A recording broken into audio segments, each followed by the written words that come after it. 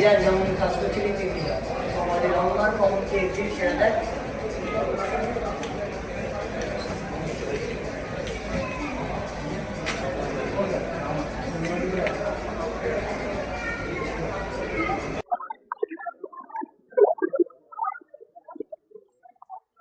তুমি বিল দাওনি কেন?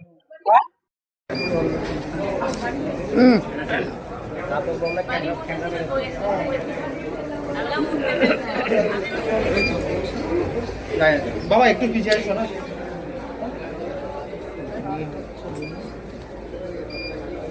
মাইকটা নেব। Thank you. আর আমাদের ছবি নেই, ছবি দিবি। আমার হয়ে গেছে। একটু সামনে সবাই একটু এই ক্যামেরাতে লুক দিয়ে প্লিজ।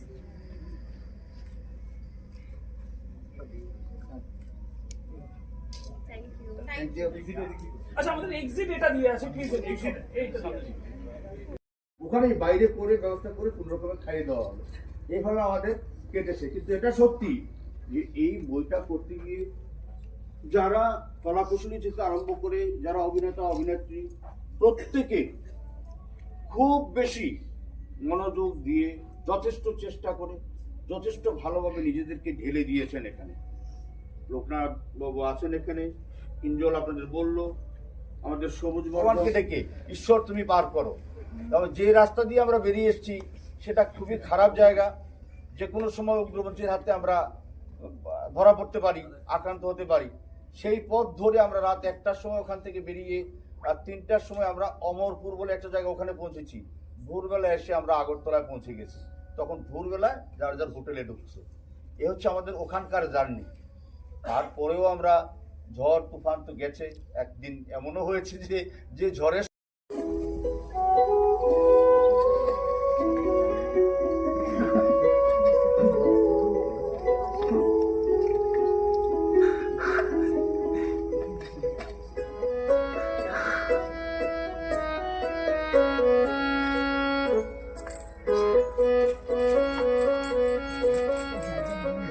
বুঝলা, আমি ঠিক করলাম যে ওই পাল তুলে দে, পাল তুলে দে রে মাঝি, পাল তুলে দে। ঝিরি ঝিরি বাতাসে পাল তুলে দে, ঝিরি ঝিরি বাতাসে পাল তুলে দে। শুনেন মাস্টার, আইজ রাইতের মধ্যে ভিডা মানি যাইরা ধইলে যাইবেন। ধইলে কি করবি তুই? তাহলে তুই কি করবি? যাবো না। কি করবি তুই? জানোয়ার হয়ে গেছিস তুই। চিল্লায় না, চিল্লায় না কইতেছে।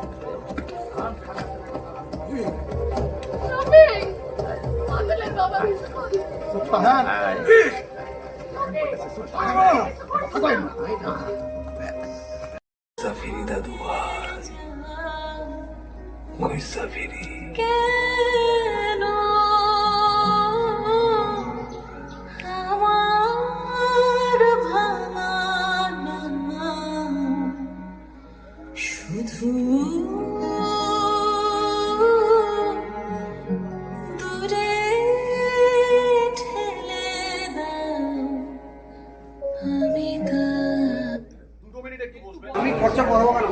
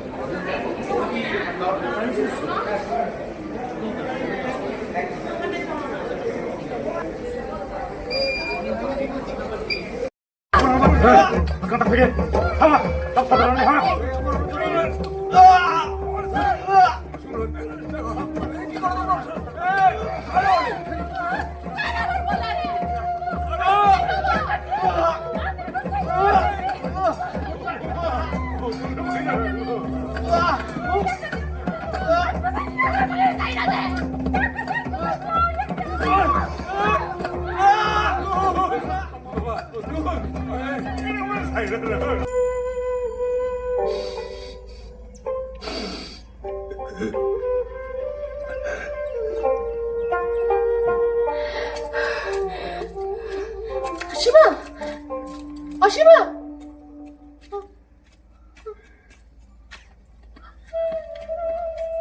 এটা কি কইলে বাবা তুমি? হ্যাঁ, সারা জীবন মায়ের লাগিয়া পাগল হইয়া গেলা। বইন বইন কইলাম মা, তুমি কিছু বুঝাইতে পারছো না লোকটারে? হ্যাঁ, তুমি এখানে খাড়াই খাড়াই দেখতাছো? যাও ওনারে বোঝাও, বইনটা চইলা গেল। বই বই বই শুনেন না,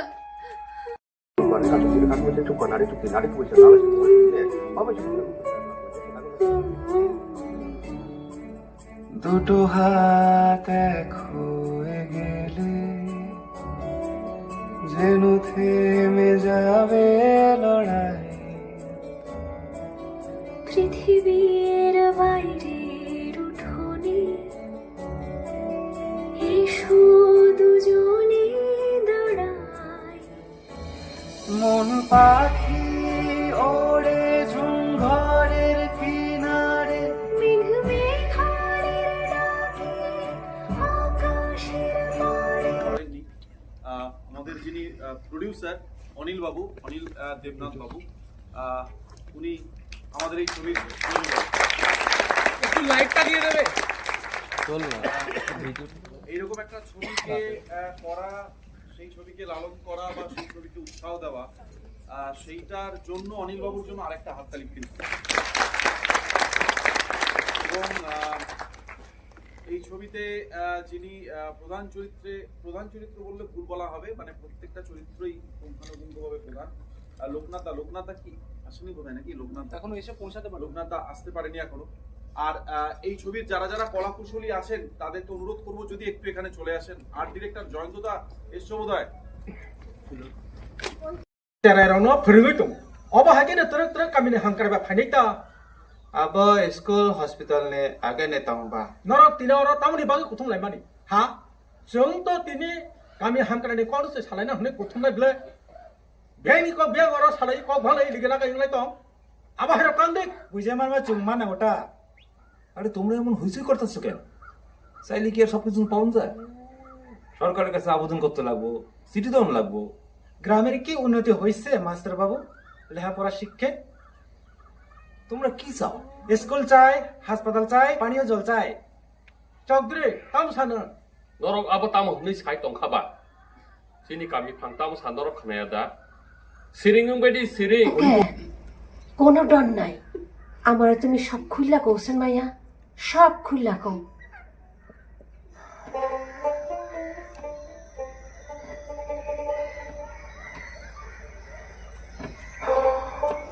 মায়ের নাম তো অসীমা, আর গ্রামের নাম বললে রাম রহিমপুর। ওহন কিতা করবেন? দাঁড়াও আমি দেখতেছি। আরে শুনেন শুনেন মিয়া,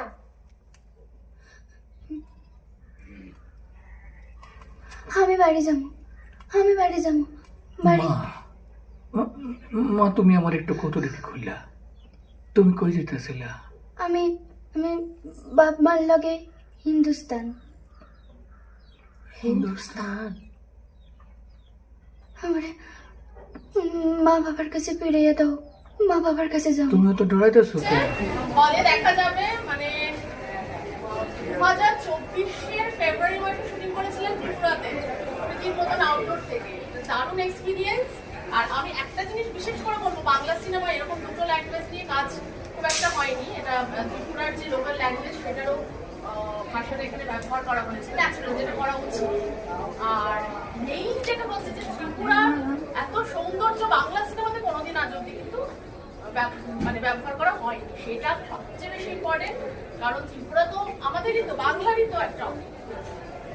তো এইটা আমি মনে করবো এটা খুব ইম্পর্টেন্ট, এবং দর্শকদের আমি এটা বলবো অন্তত এই সৌন্দর্যটা দেখার জন্য আপনারা অবশ্যই আসবেন। আর আজকে সিনেমাটা দেখে যারা যারা দেখবেন তাদের কেমন লাগছে সেটা জানাবেন।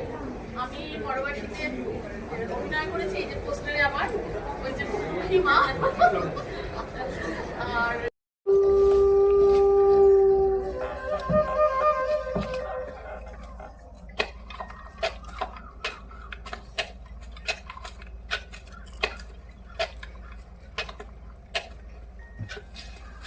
বাবা মা নর যে খাইতে আমি বেলান চাইয়া Tamo ang kaba. তামুন খাবা ও মাসলা না বাকি কান নাই তো হুনো Hindi na tamo sa bokro tong kaba. ও বাকি তামা বা দাও দাও দাও দাও দাও দাও তোমার দিকে কেমন চায় রয়েছে দেখো বাবা খারাও খারাও খারাও কিন্তু তোমার সমাজের লোকেরা কি মানবো বাঙালি ছেলের লগে সর্দারের মাইয়ার বিয়া? তুমি তা কি কথা কইলেন মাস্টার বাবু? আমরা প্রশ্ন করছে ডিরেকশন নিয়ে আর আরেকজনের কথা না বললেই নয়, সেটা হচ্ছে সায়নদীপ। এই ছবিটা রিলিজের পেছনে যে সম্পূর্ণভাবে দাঁড়িয়ে থেকে এই ছবিটাকে অনেক দিক থেকে হেল্প করেছে। আমি সায়নকে অনুরোধ করবো যারা তো এখন আমি একটু কাকু আমাদের অনিলবাবুর কাছ থেকে একটু শুনে নিতে চাই। কাকু কিছু বলুন। নমস্কার। আপনারা এতক্ষণ ধৈর্য ধরে পূর্ব দিগন্ত ফিল্ম প্রোডাকশনের প্রথম নিবেদন পরবাসী দেখলেন। তার ক্রিয়া প্রতিক্রিয়া ভালো মন্দটা সবই আপনাদের উপরে। আর দর্শক হচ্ছেন আমাদের সঠিক নির্ণায়ক ভূমিকা নেবেন। তাই আজকের এই দিনে আমি এটাই শুধু বলতে চাই যে এই ছবিটা করার ক্ষেত্রে প্রত্যন্ত রাজ্য ত্রিপুরার প্রত্যন্ত গ্রাম ভুজ্জাপাড়া, আর সেই এলাকাটার নাম হচ্ছে ডম্বুর। ডম্বুরের নারকেলকুঞ্জ থেকেও 3 কিলোমিটার জলে যেতে হয় জলপথে, নৌকায় করে আমরা সেখানে গেছি। এটা সত্যি কথা বলতে কি শুধু ছবিটা করা জার্নি না, করতে গিয়েও জার্নি অনেক অনেক প্রতিকূলতা, প্রাকৃতিক স্ট্রাইক ছিল, রাস্তাঘাট খারাপ, বন জঙ্গল।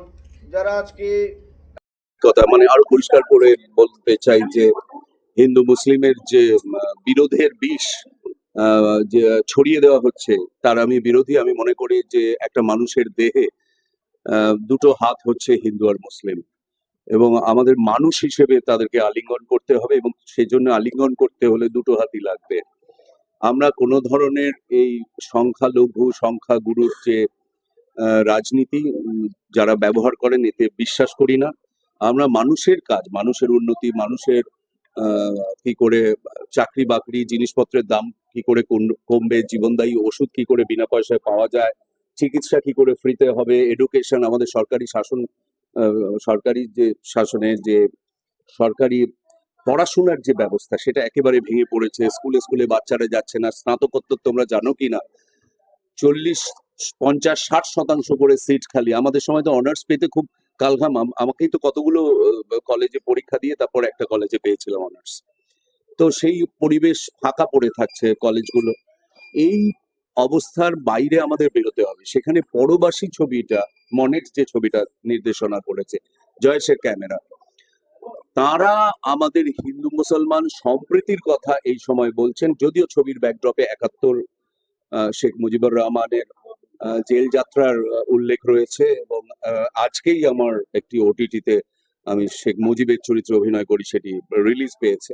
থিয়েটার করতাম, একটি থিয়েটারের ওটিটি প্ল্যাটফর্ম এসেছে। কিন্তু শেখ মুজিব নিজেও এই সাম্প্রদায়িক চিন্তায় প্রভাবিত ছিলেন না। তিনি হিন্দু মুসলমানকে এক করার চেষ্টা করেছেন। আমাদের দেশের সমস্ত বরিষ্ঠ নেতারা হিন্দু মুসলমানকে এক করার চেষ্টা করেছেন।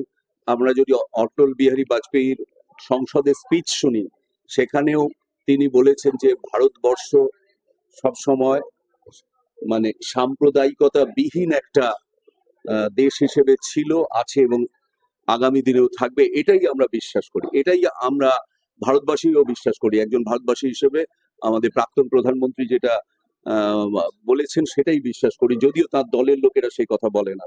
তো এই অবস্থায় একটা সম্প্রীতির গল্প যখন বলা হচ্ছে, সিনেমায় এসেছে, এবং এত কাব্যিক ঢঙে, এত কবিতার মতো করে নিরুচ্চার ভঙ্গিতে প্রকৃতি রয়েছে, ত্রিপুরা রয়েছে। ত্রিপুরাতে আমার শুটিং করার অভিজ্ঞতা আছে। আমি নিজের হাতি নিয়ে ছবিটির শুটিং ওখানেই করতে পেরেছিলাম। দেশে অন্য জায়গাগুলোতে রাষ্ট্রীয় সহযোগিতা পাইনি, কিন্তু ত্রিপুরায় পেয়েছিলাম। ত্রিপুরাতে সেই জন্য আমার বহুবার যেতে হয়েছে। আমি কৈলা শহরে শুটিং করেছিলাম, এবং সেখানে এই শুটিং এবং বিশেষ করে আমাদের ওখানকার যারা ট্রাইবাল মানুষ আছেন তাদের অংশগ্রহণ, অভিনয়, যাদের আমি নাম জানি না, আমি সিনেমাটা শেষ হলেই আমরা ডিরেক্টরকে ধরবো, তাদের সঙ্গে পরিচিত হতে চাই। এত সুন্দর অভিনয়। এই সময় একটা সাম্প্রদায়িকতা বিরোধী এরকম ছবি মানুষের সামনে নিয়ে আসা, বিশেষ করে সামনে ভোট, খুবই উল্লেখযোগ্য কাজ।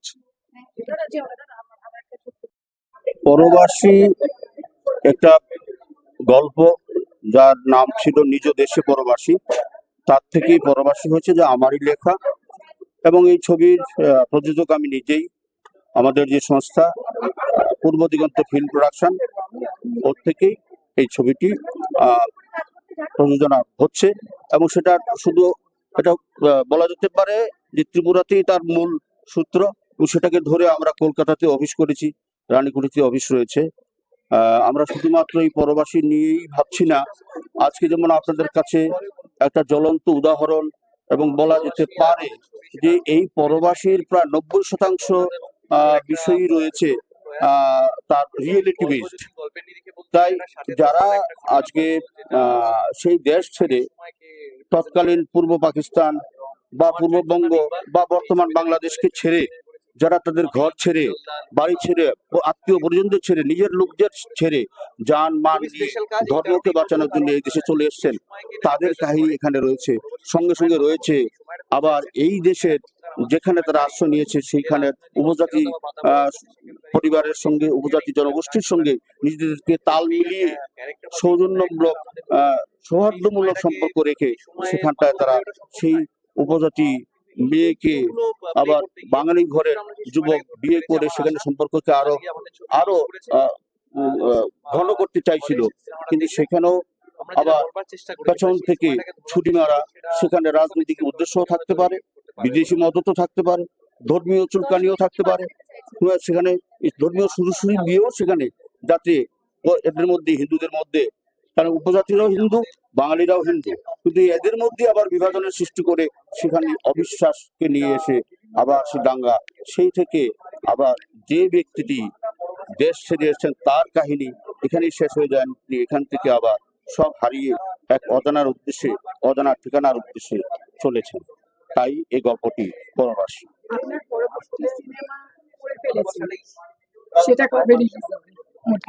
পরবর্তী সিনেমা বললে এখন সত্যি কথা বলতে সেই ছবিটা, হ্যাঁ, শুটিং কমপ্লিট হয়ে গেছে। আমরা আশা করছি আগামী জুন মাসের মধ্যে আপনাদেরকে কোনো শুভবার্তা দিতে পারবো। আপাতত আমরা দেখতে পাচ্ছি আজকে 26টি হলে চলছে ওয়েস্ট বেঙ্গলে।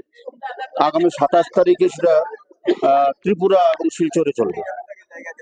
আচ্ছা, আমার নাম অনিল দেবনাথ। পিরিয়ডিক ড্রামা 1960-এর দশকের একটি ঘটনা এবং দেশভাগ তার সঙ্গে জুড়ে যায়। তো এই ছবির মাধ্যমে আমরা সবাই একটাই বার্তা দিতে চাই যে মানুষে মানুষের বিশ্বাসটা অটুট থাকুক, মানুষে মানুষের ভালোবাসাটা অটুট থাকুক, সবকিছু সবুজ।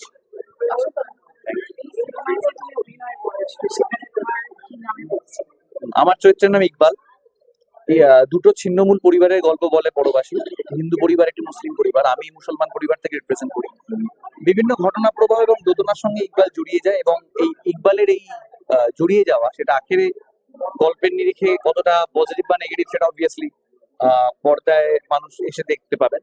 আমি শুধু এটা বলতে চাই যে আমার এই ছবিতে চরিত্রটা করে সত্যি ভালো লেগেছে, কারণ গল্পটা ইটসেলফ খুব ইম্পর্টেন্ট, মানে ভালোর থেকে ওটা খুব গুরুত্বপূর্ণ গল্পটা এই সময় দাঁড়িয়ে, অন্তত আমি মনে করছি।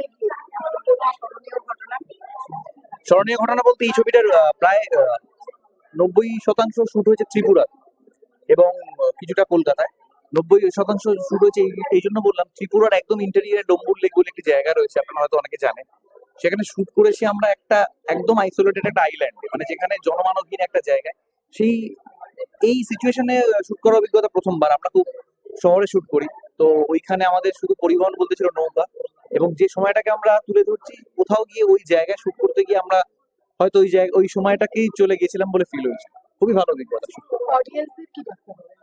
অডিয়েন্সের একটাই বার্তা, আগে আপনারা প্লিজ বড় পর্দায় এসে ছবি দেখুন, যেটা আমাদের কাছে এখন খুব, যে কোনো ছবির ক্ষেত্রে, যে কোনো কাজের ক্ষেত্রে, সিনেমার ক্ষেত্রে এটা সবার আগে বার্তা থাকে। আপনারা হলে এসে ছবিটা দেখুন, তারপর তো যেটা গঠনমূলক সমালোচনা আপনারা ভালো মন্দ সেটা অবশ্যই আপনাদের উপর নির্ভর করে। আগে ছবিটা এটাই আমরা চাই। Thank you. কিন্তু দেখবো বলেই আশা। তো আমার মনে হয় ছবিটা ভালো হবে। ছবিটা সম্পর্কে যেটুকু শুনেছি, রিভিউ টিভিউ ইত্যাদি নানান রকম জায়গা থেকে পড়েছি, তাতে আমার মনে হয়েছে ছবিটার একটা আশা রয়েছে। এবং এই ছবিটায় মূল আমন্ত্রণ যিনি আমাকে জানিয়েছেন সে হচ্ছে সবুজ বর্ধন, এই ছবির একজন কাস্ট। এবং সবুজের সঙ্গে আমি কাজ করেছি। আমার মনে হয়েছে খুব মেধাবী একজন অভিনেতা, খুব সেরিব্রাল একজন অ্যাক্টর, খুব সিনসিয়ার একজন অ্যাক্টর, খুব ওবিডিয়েন্ট একজন অ্যাক্টর। এবং ওর কাজ সম্পর্কে ওর একটা অদ্ভুত খিদে রয়েছে, একটা অদ্ভুত আকাঙ্ক্ষা রয়েছে যে ভালো কাজ করব। সেই কারণেই ওর আগের ছবিও আমি দেখেছি। ওর এই ছবিটাও যখন আমন্ত্রণ জানিয়েছিলেন ডেফিনেটলি তোর কাজ দেখতে যাব, এবং উপরি পাওনা নিশ্চয়ই সিনেমাটা ভালো হবে, সেই কারণেই দেখতে আসা। আমার মনে হয় বাংলা সিনেমা একটু ব্যতিক্রমী হচ্ছে, এই ছবিটাও তার মধ্যেই পড়বে। তো অনেক আশা নিয়ে এখানে এসেছি। দর্শকরা তো নিশ্চয়ই বাংলা ছবির সঙ্গে রয়েছেন। বাংলা ছবি কিন্তু আরো ভালো জায়গায় যাচ্ছে। এই কয়েকদিন আগে একটা ছবি দেখলাম অদম্য বলে, আমার অত্যন্ত ভালো লেগেছে। অপূর্ব একটা সিনেমা, মানে যার কোনো তুলনা হয় না। আমার মনে হয় কোথাও একটা কিন্তু একটু অন্য ধরনের, অন্য ধারার ছবি হচ্ছে। যে মাঝখানটা যে একটা অবক্ষয় হয়ে গেছিল যে না বাংলা ছবি চলছে না বা ইত্যাদি, সেটা কিন্তু আবার বেলা শেষের পর থেকে কিন্তু ফিরে পেয়েছে বাংলা ছবি, তার মৃত গৌরব আবার ফিরে পেয়েছে। আমার মনে হয় যে লেগে থাকলে আরো বেটার কাজ হবে, নিশ্চয়ই হবে। আমরাও আশায় আছি, ভালো প্রযোজক পেলে আমিও নিশ্চয়ই ভালো ছবি করতে চাইবো। Thank you. গল্পটাও যদিও বাংলাদেশ এবং ত্রিপুরার রাজ্য নিয়ে গল্পটা। বাংলাদেশে তো আমরা যেতে পারিনি, কিন্তু আমরা ত্রিপুরারই বাংলাদেশের বর্ডারের একটা গ্রামকে একটুখানি দেখিয়েছি। আর বাকিটা ত্রিপুরার যেখানে পুরো গল্পটা ডোম্বুর লেক, সেটা ভীষণ সুন্দরভাবে দেখানো হয়েছে। সেটা সিনেমা দেখলে বুঝতে পারবে যে কি সুন্দর ত্রিপুরাকে দেখানো হয়েছে। ত্রিপুরা খুব সুন্দর জায়গা। হ্যাঁ, ত্রিপুরা খুব সুন্দর জায়গা। আমি নিজে বিয়ের পর ত্রিপুরাতে থেকেছি 4 বছর, এই জন্য আমার আরো একটুখানি বেশি নস্টালজিক ব্যাপারটা রয়েছে। আর অনুভূতি হচ্ছে যে এই ধরনের বাংলা সিনেমা, যেটা আমাদের বাংলার গল্প, আজকাল সিনেমাতে তো গল্পটা খুব মিসিং, গল্প ঠিক থাকে না। মানে এইটা করলে ব্যবসা হবে সেই ওরিয়েন্টেড সিনেমা একটু বেশি হয়। এটা কিন্তু একটা গল্প, এটা মানুষকে বলা যাবে। মানে আমি যখন ছোট ছিলাম, বাবা মা বা সিনেমা দেখে এসে যখন ফিরে আমাকে গল্প বলতো। আজকাল কিন্তু কেউ সিনেমা দেখে এসে ঠিক গল্পটা বলতে পারে না, তাই না? ঠিক কিনা? তো এইটা কিন্তু একটা প্রপার গল্প, যে এই ঘটনা ঘটছে, এইভাবে গল্পটা শেষ হয়েছে। তো এই একটা সুন্দর বাংলা গল্প দেখার জন্য পরবাসী আমার কাছে খুব প্রিয়। আমি নিজে কাজ করেছি বলে না, প্রত্যেকটা ছবিতে যেগুলোতেই কাজ করি আমার কাছে তো প্রিয় হয়, নিজের সন্তান সম। কিন্তু পরবাসী একটু এক্সট্রা, একটু বেশি ভালোবাসার। তো সেটা দেখলেই বুঝতে পারবে। এবং সবাইকে বলবো, দর্শককে দেখে ভালোটা তো জানাবেই, কিন্তু খারাপটা জানাতে হবে। কারণ খারাপটা না জানালে কি কি খুঁত আছে, সেটা টেকনিক্যালি হোক, অভিনেতা মানে অভিনয় যারা করছে তারা হোক, কি ডিরেকশন, তারা তো তার নেক্সট কাজে তাহলে সেটা রেকটিফাই করতে পারবে। এটা খুব ইম্পর্টেন্ট। ভালো লাগলো না, এটা না, এরম না, একটু গুছিয়ে যদি জানানো হয় তাহলে আমাদের সবার জন্য খুব ভালো হবে। সকলকে ধন্যবাদ, ভালোবাসা, পরবাসী দেখতে হবে। ত্রিপুরা মানুষ খুব ভালো। তোমার নয়, এটা আমাদের ভারতবর্ষের ইতিহাসের একটা গভীর আমরা দিক নির্দেশ করে। স্বাধীনতা আন্দোলন, তার পরবর্তীতে যে ভাগ এবং দেশটাকে যে যন্ত্রণার ছবি, মানে হাহাকারের ছবি, একটা দেশের মানুষের ছবি। এই সময় দাঁড়িয়ে যখন ভারত পাকিস্তান, ভারত বাংলাদেশের সম্পর্ক নিয়ে টানা পড়ে চলছে, নানান রকম এক শ্রেণীর লোক এটাকে আরো উস্কে দিচ্ছে, এবং এই হিন্দু মুসলিম নানান রকম দাঙ্গার উস্কানি, এই সময় দাঁড়িয়ে আমার মনে হয় এই দেশভাগের যে বিভিন্ন ঘটনা প্রবাহ, সেগুলো মানুষের কাছে উঠে আসা দরকার। পরবাসী তারই একটা প্রয়াস। একজন লেখক হিসেবে তার একটা ইন্টারপ্রিটেশন আছে। এরকম নানান রকম ইন্টারপ্রিটেশন উঠে আসুক, ভালোভাবে ছবি হোক। নেগেটিভ প্রোপাগান্ডা বা ওই ধরনের ছবি আমরা দেখতে অভ্যস্ত হয়ে গেছি, কিন্তু একটা সৎ থেকে ওই সময়ের নিরিখে যে সমস্ত কথাবার্তা বলে খুব জরুরি এই সময় দাঁড়িয়ে। কারণ আমরা তো বিচ্ছেদ, হিংসা চাই না, সবসময় চাই মৈত্রী, যাতে দুটো দেশ, প্রতিবেশী দেশ, সবাই সৌহার্দ্যপূর্ণ পরিবেশ আমরা থাকতে পারি। এটুকুই তো আমাদের চাহিদা। সেই চাহিদা পূরণে এবং একটা ব্যক্তিগত অভিজ্ঞতার জার্নি যে রাইটার বা প্রযোজক তাঁর অনিল দেবনাথের, সেইটা একটা আমরা ছবি দেখতে পেয়েছি এই পরবাসীতে।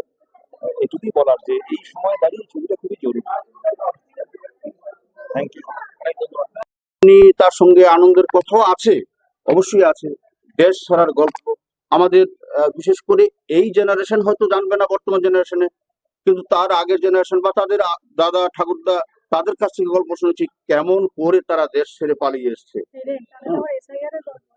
তো এসআইআর যেখানে আসছে না প্রসঙ্গক্রমে তা নয়, কিন্তু এটা সত্যি কথা যে বিশেষ করে হিন্দু বাঙালিরা পূর্ব পাকিস্তান থেকে তাদের দেশ ছাড়ার যে করুণ বেদনা, হ্যাঁ, সেইটা প্রকাশ করার জন্যই এই পরবাসী ছবি।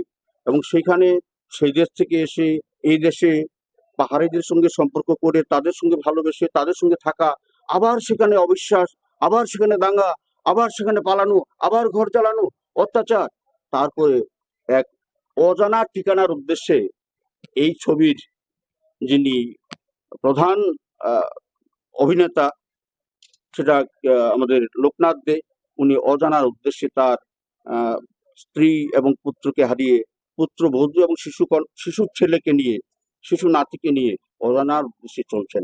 এটাই হচ্ছে একটা ঠিকানার খুঁজে। তাহলে বাঙালির ঠিকানা কোথায়, উনি ঠিকানার খুঁজে বেরিয়েছেন। এই হচ্ছে কাহিনীর মূল জিনিস। অনিল দেবনাথ। একটু সামনে দাঁড়ান তো, কাট শার্টটা পরে নিন।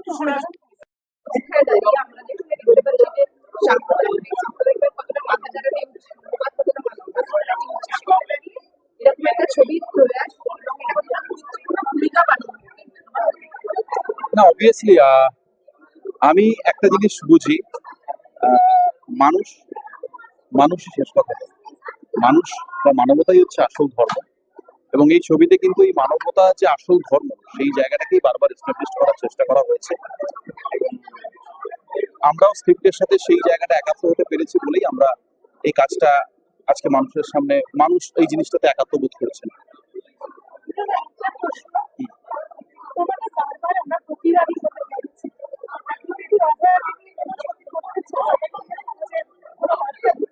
আমি তো পরিচালক নই, আমি একজন অভিনেতা।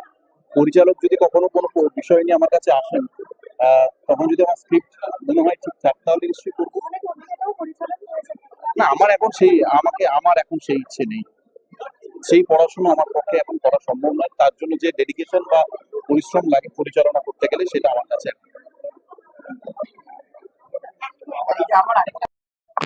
লিখেছিলাম, আমার বইয়ের নাম ছিল নিজ দেশে পরবাসী, কিন্তু সিনেমা হতে গিয়ে সেটা নিজ দেশে কথাটা বাদ দিয়ে শুধু পরবাসীটাই রেখেছি। তাই ওটাই আমার নিজেরই লেখা এবং তার আমি প্রডিউস করছি। সেখানে আমাদের যে প্রোডাকশন হাউস পূর্ব দিগন্ত ফিল্ম প্রোডাকশন, সেটা অবশ্যই আপনারা জানেন। তার থেকেই আমরা, এই সংস্থা থেকেই আমরা এখানে পরবাসী ছবিটাকে, আমার এটা বলা যেতে পারে, বলা যেতে না, এটা সত্যি যে এটাই আমার প্রথম ছবি।